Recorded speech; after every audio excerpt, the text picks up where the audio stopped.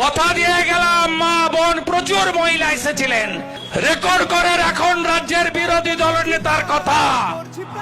BJP এলে এই ধর্ষকদেরকে কোর্টে পাঠাবো না, সকালে জমা নেব, বিকালে খরচ করব।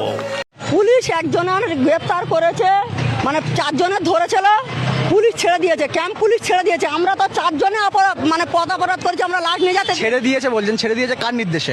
বিজেপির নেতা শান্তনু মণ্ডল একদম তার নির্দেশে ছেড়েছে, হ্যাঁ সেটাই সব জানা যাচ্ছে। বিজেপির নেতা। এবার তো কথা বলো ভাই, আর কত চুপ করে থাকবে?